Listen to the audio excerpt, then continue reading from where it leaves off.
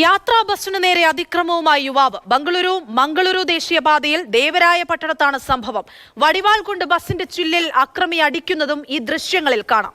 ദൃശ്യത്തിൽ കാണുന്ന കാറിനെ ബസ് മറികടന്നതാണ് ഈ പ്രകോപനത്തിന് കാരണം.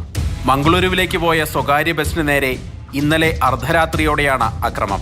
ദേശീയപാതയിൽ പലയിടത്തായി കാർ ബസിന് തടസ്സം സൃഷ്ടിച്ച് സഞ്ചരിച്ചു. തുടർന്ന് ബസ് മറികടന്നപ്പോഴാണ് തർക്കമുണ്ടായത്. ദേവരായപട്ടണത്തെത്തിയപ്പോൾ കാർ ബസിന് കുറുകെയിട്ട് യുവാവ് ഡ്രൈവറോട് മോശമായി പെരുമാറി. തുടർന്നാണ് കാറിൽ നിന്ന് വടിവാളെടുത്ത് ബസിന് നേരെ വീശിയത്.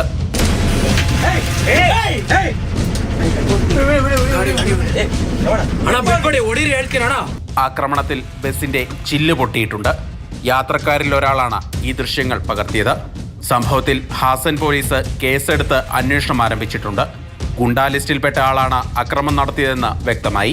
ഇയാൾക്ക് വേണ്ടിയുള്ള അന്വേഷണം പുരോഗമിക്കുകയാണ്. മാതൃഭൂമി ന്യൂസ്, ബംഗളൂരു.